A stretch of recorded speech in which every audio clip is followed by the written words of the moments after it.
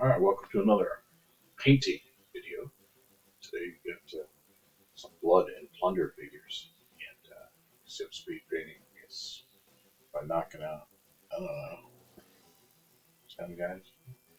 Um, Here you can see I am just really just correct. I'm not moving as fast actually. This video's spread up to about 300 or something.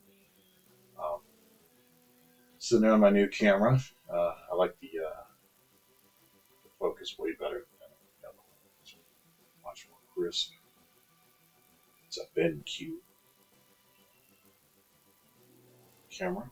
It's got a 15 zoom on it, and I'm not even zooming on this one, so this is just pretty crisp video. Anyway, to the painting, we're getting some blood plunder. It's a little project this summer, and it's a blood plunder campaign, and I wish to participate. So I put some of the pirates together. I guess we'll call them that for now. Got my starter set with 2 ships in it, Blackbeard, and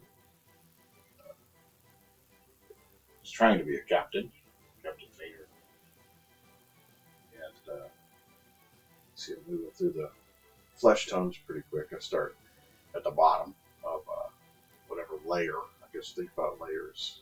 I'll start with the flesh tones because they're first, and then I can cover up any mistakes I can make later. With speed painting, I do go really fast. Sometimes I hit stuff, but I don't worry about it at all because if you kind of got to paint like this workflow, you know it's coming, and I know there's going to be several methods that are going to stop any kind of overflow on my brush, get covered up, basically. If I don't go too crazy on this. Um, Strictly speed painting here. I don't do my normal pattern like I do with some of the science fiction stuff, which would be a base coat and then a kind of a wet dry brush with a lighter color, and then another kind of a secondary base coat. These ones are just straight base coat, and then followed up with a decent wash and then a reduction technique. It's super fast. Right now I'm using basically, what's it called? Got all the, uh, say, Europeans painted in their blush colors. Okay, I missed one speed right there. See over there. And I'm moving into the African flesh tones. I've already done one of the Spanish flesh tones. I like to mix it up with the pirate crew. And, once you get using a gore grunter fur there, I think I use snakebite leather. The, I guess we'll call them native over there. It's already been done.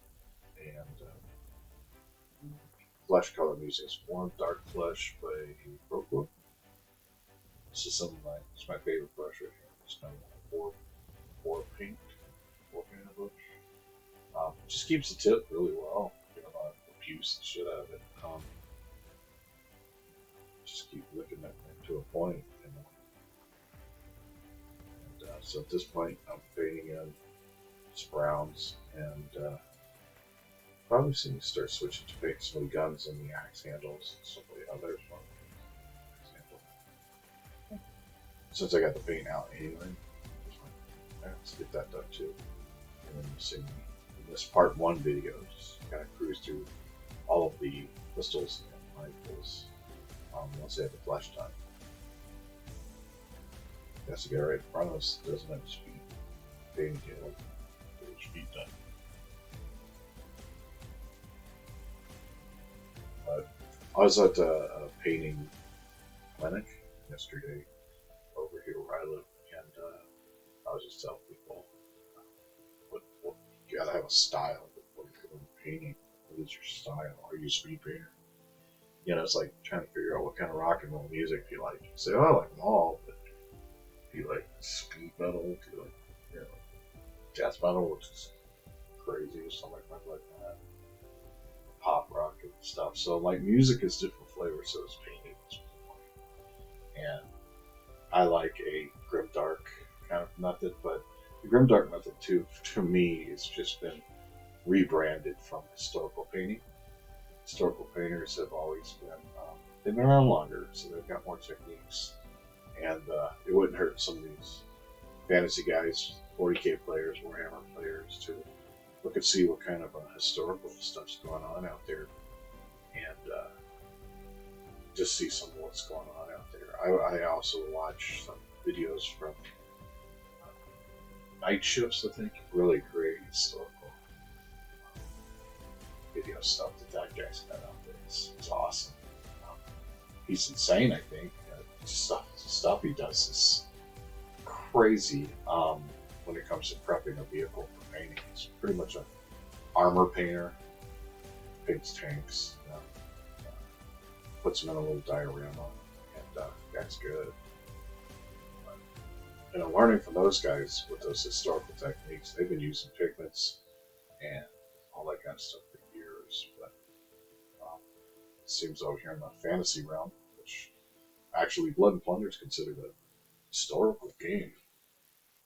The fantasy realm, the 40K, or stuff like that.